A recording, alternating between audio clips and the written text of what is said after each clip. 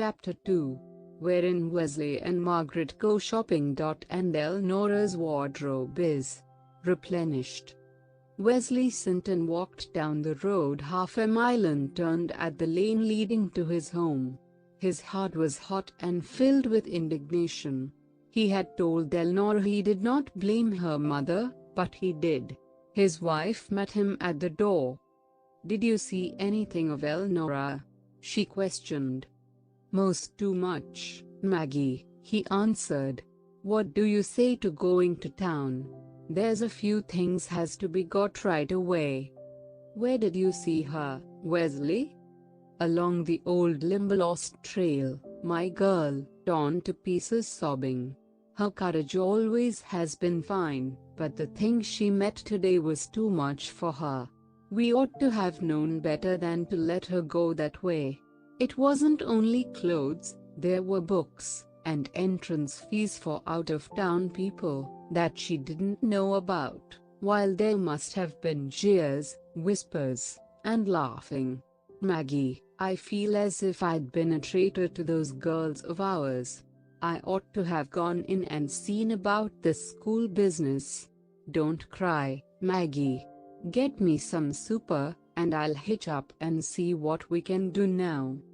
"What can we do, Wesley?" "I don't just know. But we've got to do something. Kate Comstock will be a handful, while Elnora will be too, but between us we must see that the girl is not too hard-pressed about money, and that she is dressed so she is not ridiculous. She's saved us the wages of a woman many a days. Can't you make her some decent dresses?" "Well, I'm not just what you call expert, but I could beat Kate Comstock all to pieces. I know that skirts should be pleated to the band instead of gathered, and full enough to sit in, and short enough to walk in. I could try. There are patterns for sale. Let's go right away, Wesley. Set me a bit of supper, while I hitch up." Margaret built a fire, made coffee, and fried ham and eggs. She set out pie and cake and had enough for a hungry man by the time the carriage was at the door, but she had no appetite.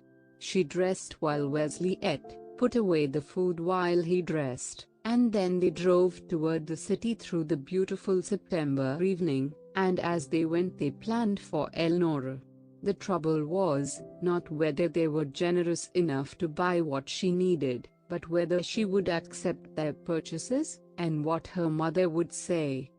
They went to a dry goods store, and when a clerk asked what they wanted to see, neither of them knew, so they stepped aside and held a whispered consultation. "What had we better get, Wesley?" "Dresses," said Wesley promptly. "But how many dresses, and what kind?" "Blessed if I know!" exclaimed Wesley. "I thought you would manage that. I know about some things I'm going to get." At that instant several high school girls came into the store and approached them. "There!" exclaimed Wesley breathlessly. "There, Maggie. Like them. That's what she needs. Buy like they have." Margaret stared. What did they wear? They were rapidly passing. They seemed to have so much, and she could not decide so quickly. Before she knew it, she was among them. "I beg your pardon, but won't you wait 1 minute?" she asked. The girls stopped with wondering faces. "It's your clothes," explained Mrs. Sinton. "You look just beautiful to me. You look exactly as I should have wanted to see my girls. They both died of diphtheria when they were little, but they had yellow hair, dark eyes and pink cheeks, and everybody thought they were lovely. If they had lived, they'd been near your age now, and I'd want them to look like you." There was sympathy on every girl face. "Why, thank you," said one of them. "We are very sorry for you." "Of course you are," said Margaret. "Everybody always has been. And because I can't ever have the joy of a mother in thinking for my girls and buying pretty things for them, There is nothing left for me but to do what I can for someone who has no mother to care for her. I know a girl who would be just as pretty as any of you if she had the clothes, but her mother does not think about her, so I mother her some myself." "She must be a lucky girl," said another. "Oh, she loves me," said Margaret, "and I love her. I want her to look just like you do. Please tell me about your clothes. Are these the dresses and hats you wear to school? What kind of goods are they, and where do you buy them?" The girls began to laugh and cluster around Margaret. Wesley strode down the store with his head high through pride in her, but his heart was sore over the memory of two little faces under brushwood sword. He inquired his way to the shoe department. "Why, every one of us have on gingham or linen dresses," they said, "and they are our school clothes." For a few moments there was a babel of laughing voices explaining to the delighted Margaret that school dresses should be bright and pretty, but simple and plain, and until cold weather they should Washington. "I'll tell you," said Ellen Brownlee, "my father owns the store. I know all the clerks. I'll take you to Miss Hartley. You tell her just how much you want to spend, and what you want to buy, and she will know how to get the most for your money. I've heard Papa say she was the best clerk in the store for people who didn't know precisely what they wanted." "That's the very thing," agreed Margaret. "But before you go, tell me about your hair. Elnora's hair is bright and wavy, but yours is silky as hackled flax. How do you do it?" "Elnora?" asked four girls in concert. "Yes, Elnora is the name of the girl I want these things for." "Did she come to the high school today?" questioned one of them. "Was she in your classes?" demanded Margaret without reply. Four girls stood silent and thought fast. Had there been a strange girl among them, and had she been overlooked and passed by with indifference, because she was so very shabby? If she had appeared as much better than they, as she had looked worse, would her reception have been the same? "There was a strange girl from the country in the freshman class today," said Ellen Brownlee, "and her name was Elnora." "That was the girl," said Margaret. "Are her people so very poor?" questioned Ellen. "No, not poor at all, come to think of it," answered Margaret. "It's a peculiar case. Mrs. Comstock had a great trouble and she let it change her whole life and make a different woman of her. She used to be lovely, now she is forever saving and scared to death for fear they will go to the poorhouse. But there is a big farm, covered with lots of good timber. The taxes are high for women who can't manage to clear and work the land. There ought to be enough to keep two of them in good shape all their lives, if they only knew how to do it. But no one ever told Kate Comstock anything, and never will, for she won't listen. All she does is droop all day, and walk the edge of the swamp half the night, and neglect Elnora. If you girls would make life just a little easier for her, it would be the finest thing you ever did." All of them promised they would. "Now tell me about your hair," persisted Margaret Sinton.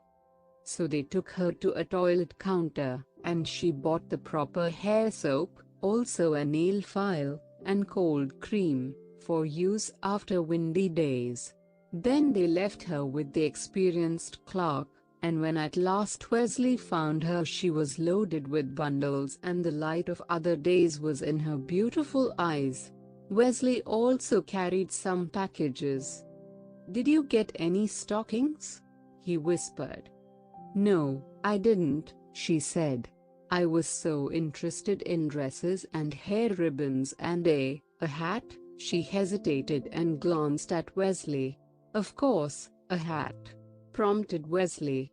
"That I forgot all about those horrible shoes. She's got to have decent shoes, Wesley. Sure, said Wesley. She's got decent shoes. But the man said some brown stockings ought to go with them. Take a peep, will you? Wesley opened a box and displayed a pair of thick-soled, beautifully shaped brown walking shoes of low cut. Margaret cried out with pleasure. But do you suppose they are the right size, Wesley? What did you get? I just said for a girl of 16 with a slender foot. Well, that's about as near as I could come. If they don't fit when she tries them, we will drive straight in and change them. Come on now, let's get home. All the way they discussed how they should give Elnora their purchases and what Mrs. Comstock would say. I am afraid she will be awful mad, said Margaret. She'll just trip, replied Wesley graphically. But if she wants to leave the raising of her girl to the neighbors, she needn't get fractious if they take some pride in doing a good job. From now on I calculate Elnora shall go to school, and she shall have all the clothes and books she needs. If I go around on the back of Kate Comstock's land and cut a tree, or drive off a calf to pay for them, why I know one tree she owns that would put Elnora in heaven for a year. Just think of it, Margaret. It's not fair. 1/3 of what is there belongs to Elnora by law, and if Kate Comstock raises a row I'll tell her so, and see that the girl gets it. You go to see Kate in the morning, and I'll go with you. Tell her you want Elnora's pattern, that you are going to make her a dress, for helping us, and sort of hint at a few more things. If Kate balks, I'll take a hand and settle her. I'll go to law for Elnora's share of that land and sell enough to educate her. Why, Wesley Sinton, you're perfectly wild. I'm not. Did you ever stop to think that such cases are so frequent there have been laws made to provide for them? I can bring it up in court and force Kate to educate Elnora, and board and clothe her till she's of age, and then she can take her share.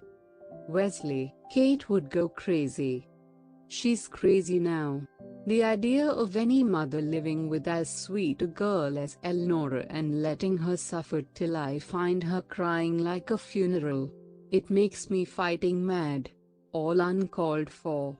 Not a grain of sense in it. I've offered and offered to oversee clearing her land and working her fields.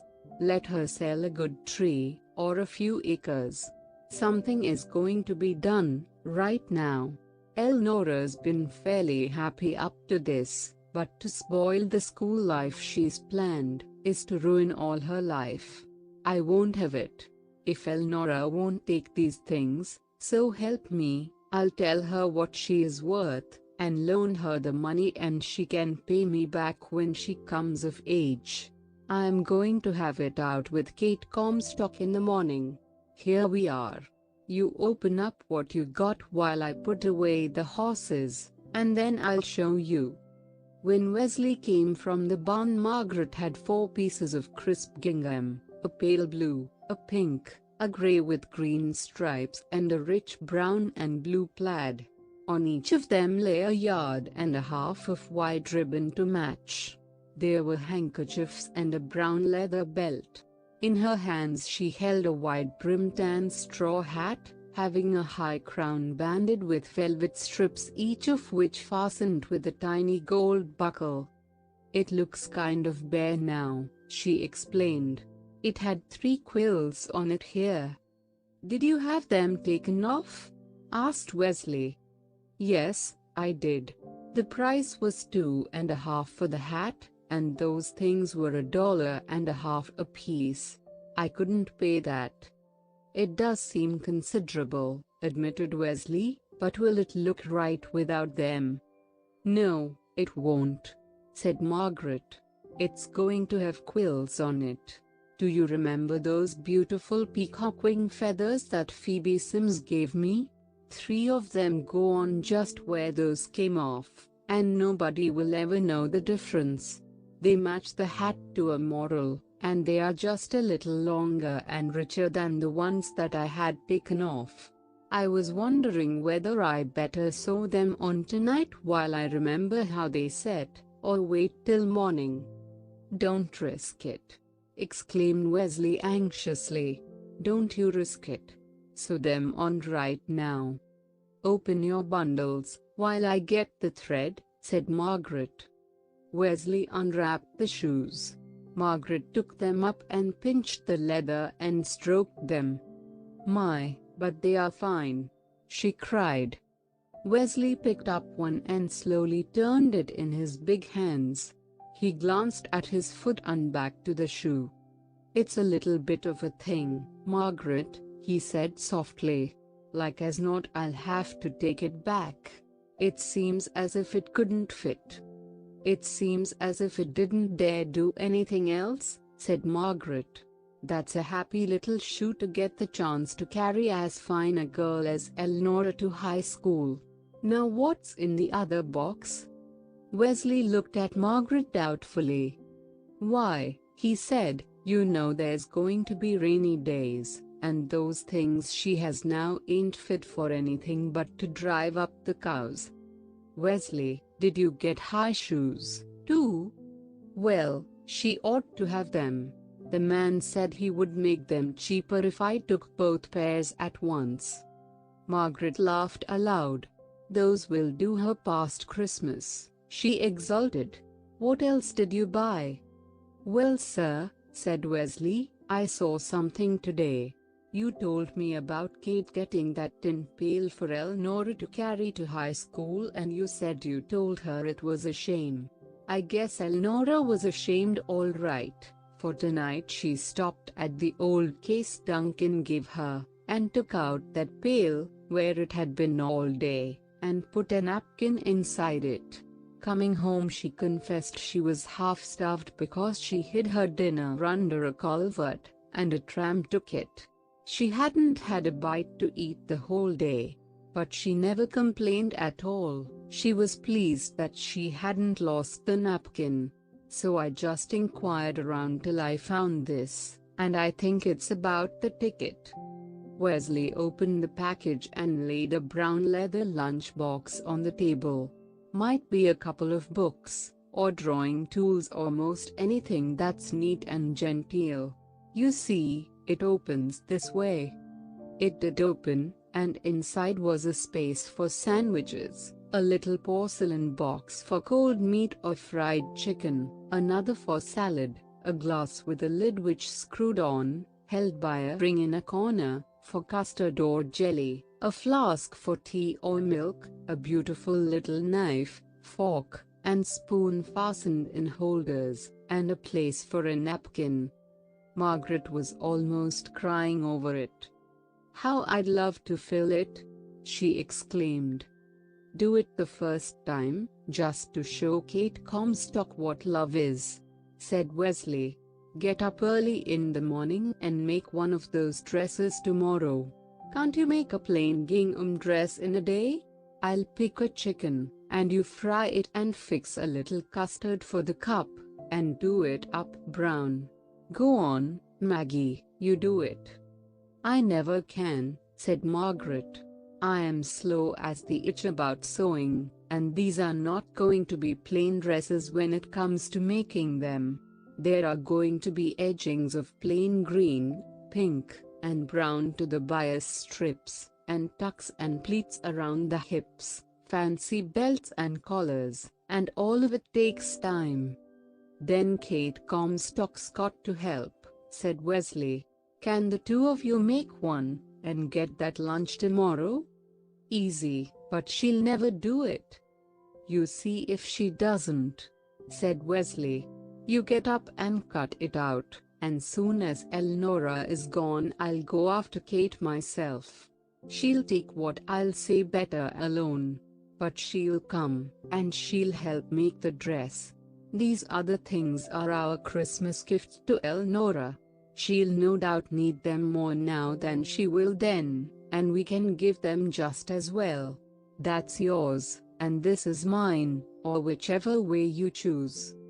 Wesley untied a good brown umbrella and shook out the folds of a long, brown raincoat. Margaret dropped the hat, arose and took the coat. She tried it on, felt it, cooed over it and matched it with the umbrella. "Did it look anything like rain tonight?" she inquired so anxiously that Wesley laughed. "And this last bundle?" she said, dropping back in her chair, the coat still over her shoulders. "I couldn't buy this much stuff for any other woman and nothing for my own," said Wesley. "It's Christmas for you, too, Margaret." He shook out fold after fold of soft grey satiny goods that would look lovely against Margaret's pink cheeks and whitening hair. "Oh, you old darling!" she exclaimed, and fled sobbing into his arms. But she soon dried her eyes, raked together the coals in the cooking stove and boiled one of the dress patterns in salt water for half an hour. Wesley held the lamp while she hung the goods on the line to dry, exclaimed, and fled sobbing into his arms. But she soon dried her eyes, raked together the coals in the cooking stove and boiled one of the dress patterns in salt water for half an hour. Wesley held the lamp while she hung the goods on the line to dry. Then she set the irons on the stove so they would be hot the first thing in the morning.